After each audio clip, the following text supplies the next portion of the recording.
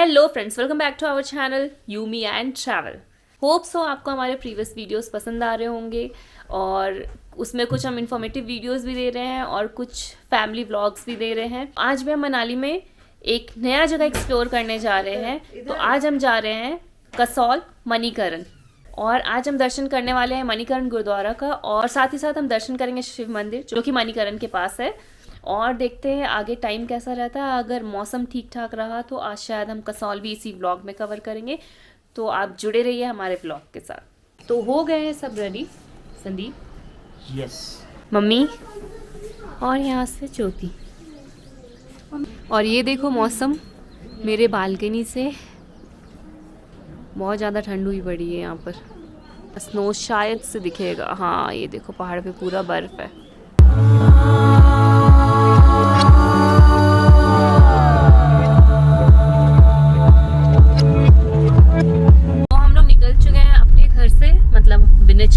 हमारे विलेज खकनाल से।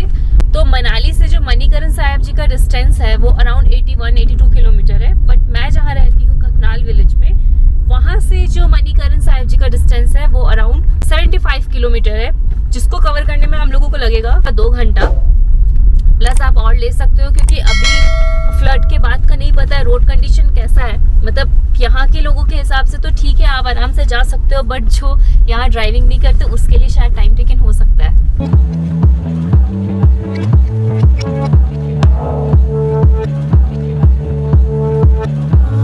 तो अभी हम लोगों ने पार किया नगर गांव और जो रास्ता ले रहे हैं वो हम गांव होते हुए जा रहे हैं। तो हम लोगों ने हाईवे नहीं लिया है जो मनाली से कुल्लू हाईवे रहता है।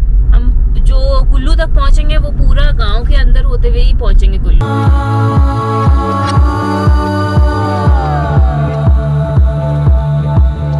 तो ये जो रास्ता है मुझे बिल्कुल भी नहीं पसंद है। तो फ्लड आने के बाद टूट चुका था, पार होना बहुत ही आफत है। पहले जब हम आते थे तो यहाँ का डिस्टेंस कम हुआ करता था रोड का, बट जब से वो फ्लड आया उसके बाद से रोड का डिस्टेंस और भी बढ़ गया 1 किलोमीटर समझ। तो फाइनली हम निकल गए वो डरावने रास्ते से। और वो जो 1 किलोमीटर का रोड है वो तो मतलब जो यहाँ रहते हैं उनके लिए कॉमन होगा, बट हम तो बाहर से हैं तो हम लोगों को ड्राइविंग ऐसा लगता है कि बस हे भगवान ये रास्ता पार हो जाए।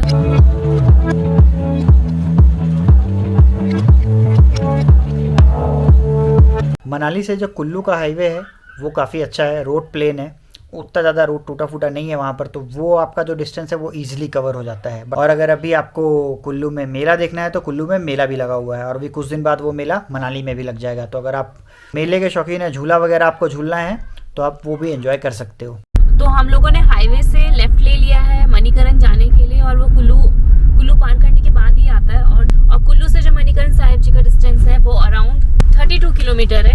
और जो रोड कंडीशन है थोड़े जैसे कि कच्चे रोड है, अभी उसी कच्चे रोड पे हम लोगों को चलते जाना है क्योंकि फ्लड आया था उसकी वजह से रोड बीच बीच में बहुत ही ज़्यादा डिस्टर्ब है और उसी रोड को आपको फॉलो करना है। समटाइम ऐसा होगा गाड़ियाँ आ रही है गाड़ियाँ जा रही है तो उस चीज़ का वेट करना होगा और पेशेंसली आपको ट्रैवल करना होगा मनाली से लेकर मणिकरण साहिब जी तक।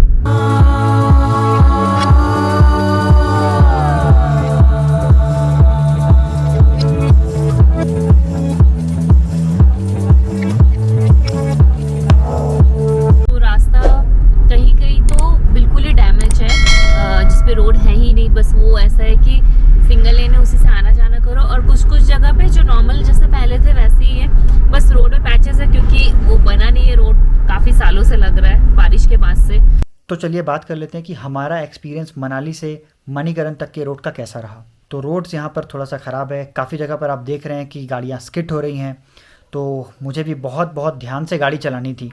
कुछ रोड्स नए बन रहे हैं और उन रोडों पर जब बारिश हो जाती है तो वो रोड बहुत ही फिसलन भरे हो जाते हैं, जिस पर गाड़ी चलाना काफ़ी ज़्यादा डिफ़िकल्ट हो जाता है। तो अभी हम जा रहे थे मणिकरण साहिब जी तरफ, तो रास्ते में हम लोगों को लग गई भूख, तो हम लोगों ने गाड़ियाँ पार्क की और यहाँ रेस्टोरेंट में ऑर्डर दे दिया है खाने के लिए क्योंकि भूख बहुत ज़्यादा लगा था। तो आलू पराठे और चाय हम लोगों ने बोला है। और यहाँ रुकने का पर्पज़ ये भी था कि यहाँ रेस्टोरेंट है, बिकॉज अगर हम कहीं जा रहे हैं तो हमारा कंडीशन ही वही रहता है, रुकेंगे वहीं पर जहाँ पर रेस्ट रूम रहेगा। तो ये रही सामने में नदी, पार्वती रिवर जिसे बोलते हैं। ये पूरी पार्वती वैली ही है जो ये रिवर है पूरा। मनाली से जो कसोल का रोड है वो गिन्नी ने आपको ऑलरेडी बता दिया है। तो इसमें मेरा ड्राइविंग एक्सपीरियंस कैसा रहा as compare to last time जब मैंने इस रोड पे ड्राइव किया था। तो इस बार थोड़ा ज़्यादा टफ़ रहा क्योंकि रोड वगैरह बीच बीच में काफ़ी ज़्यादा टूटे हुए हैं, तो थोड़ा ड्राइव और ज़्यादा केयरफुल होकर के करना पड़ रहा है यहाँ पर। बट हाँ, वो है कि थोड़ा एडवेंचरस ड्राइव है जो करने में मज़ा भी आ रहा है। और अभी चलते हैं, पहुँचते हैं। अभी तो कसोल आई गेस आधा घंटा 40 मिनट और है यहाँ से, पहुँचेंगे फिर देखते हैं कैसा रहता है। और यहाँ पर ये देखो पराठे का ऑर्डर होते हुए पराठे जैसे ठंडी लग रहा है लेकिन जैकेट नहीं पहनी है। तो यहाँ आ गया पिज़्ज़ा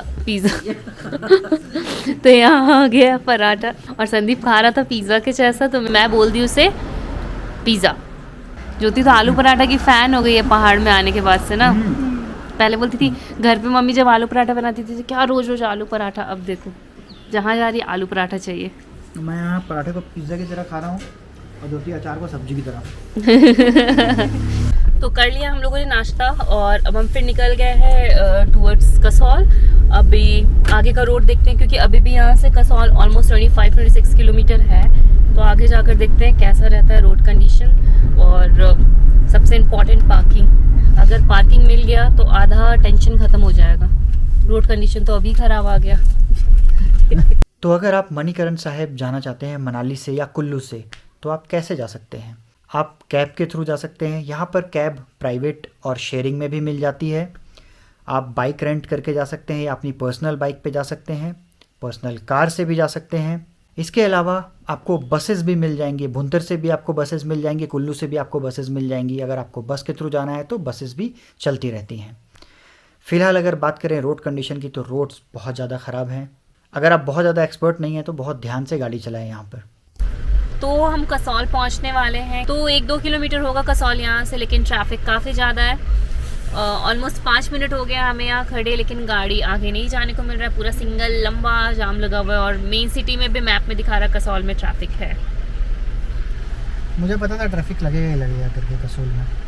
अभी आते समय भी ट्रैफिक लग रहा है, जब वापस जाएंगे शाम को तब भी ट्रैफिक मिलेगा क्योंकि रोड वगैरह काफ़ी जगह में टूटे हुए हैं ना, तो उनका कंस्ट्रक्शन चल रहा है अभी। तो उस चक्कर में किसी जगह पे सिर्फ एक ही गाड़ी आ जा सकती है, तो वहाँ पर वेट तो करना ही पड़ेगा, कोई ऑप्शन ही नहीं है। और आपने वीडियो में देखा ही होगा जैसा मैंने रोड दिखाया, तो बीच बीच में रोड काफ़ी ज़्यादा ख़राब है।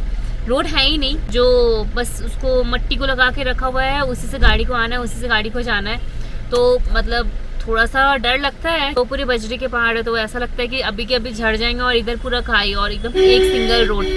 तो ये अभी ये प्रॉब्लम तो कुछ टाइम तक रहेगा जब तक कि यहाँ रोड नहीं बन जाता है। देखते हैं कब तक ट्रैफिक खुलता है, अभी भी कोई चांस नहीं लग रहा है।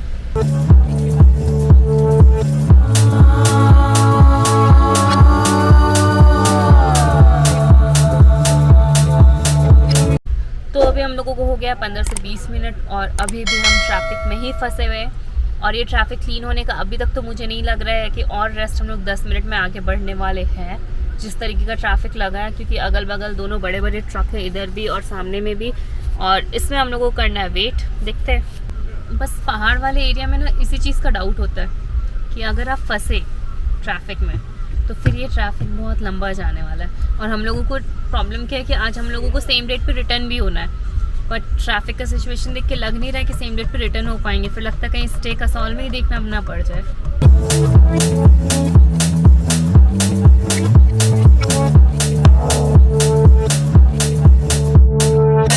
तो हम लोगों को वेट करते हुए हो चुका है 1 घंटा और अब बर्दाश्त से बाहर हो रहा है वेट करना। यहाँ पर सोच रहे कि वापस मोड़ ले गाड़ी, चले जाए वापस। अगर देखते और 15-20 मिनट देखेंगे नहीं खुली गाड़ी तो फिर निकल जाएंगे वापस गाड़ी मुड़ाकर मनाली।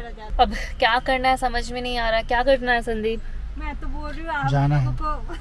नहीं गुरुद्वारे के नाम से, अगर कसौल घूमने के नाम से निकले रहते ना, मैं पक्के से वापस घुमा लिया रहता। बट गुरुद्वारा जाना है तो दर्शन करना है।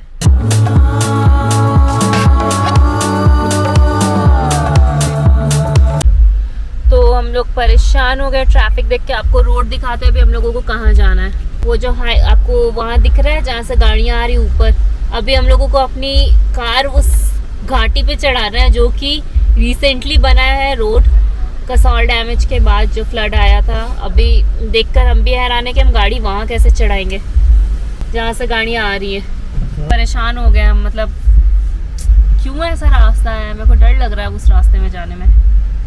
संदीप, डर के आगे जीत है, बट अपने पास माउंटेन ड्यू नहीं है। देखते हैं कब तक कैसे जाते हैं हम।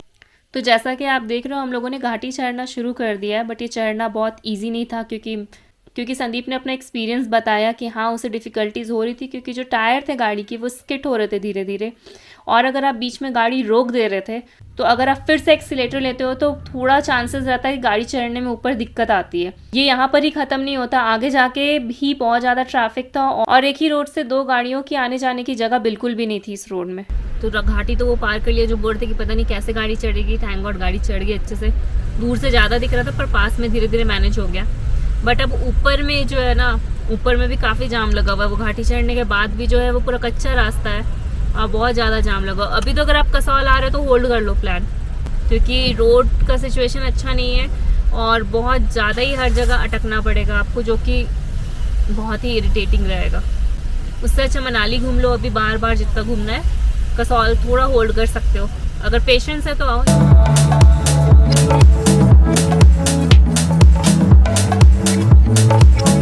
तो जैसे हम लोगों ने वो चढ़ाई पार की और हम उतरे वहाँ से, आप एंटर कर जाते हो कसौल के लिए, और जैसे ही कसौल एंटर करने लगते हो आपको देना पड़ता है सादा डेवलपमेंट फ़ी, जिसका प्राइस है 100 रुपीज़।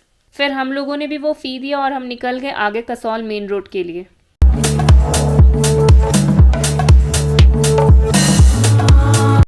तो हम लोगों ने पार कर लिया है कसौल और जो रोड कंडीशन है वो वर्स्ट है।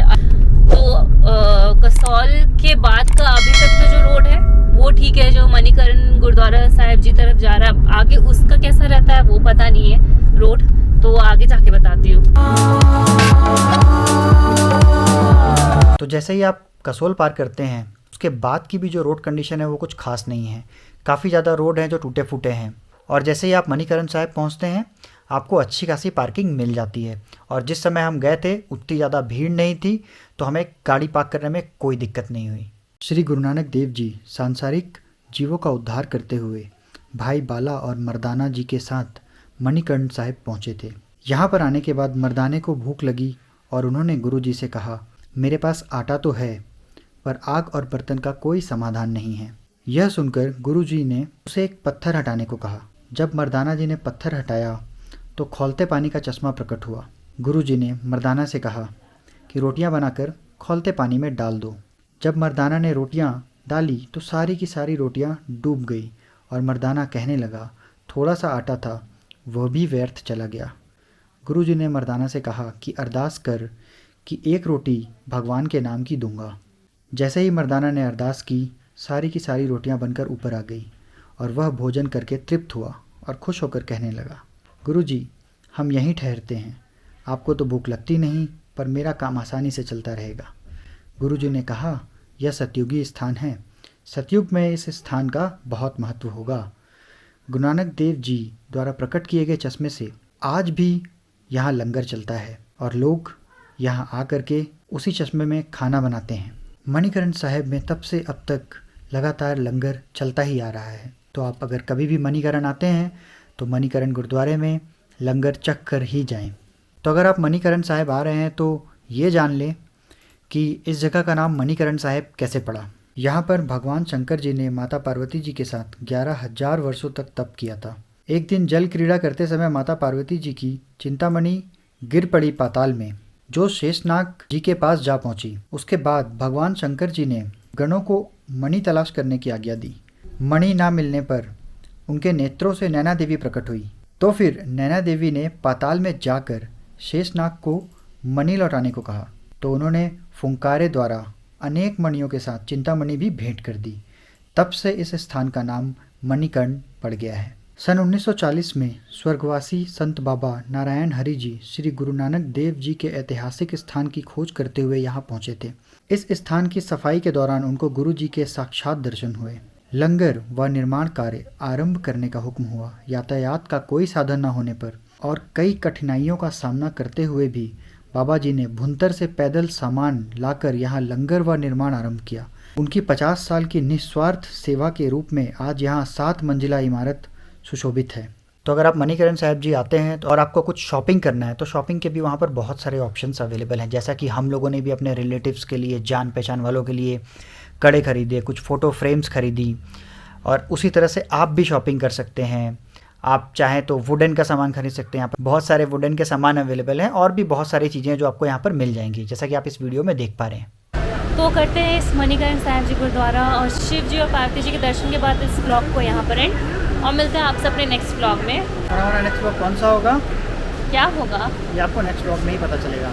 तब तक के लिए अपना ख्याल रखिए, सबका ख्याल रखिए। एक ही लाइफ है, एक ही बार है। Bye bye, take care.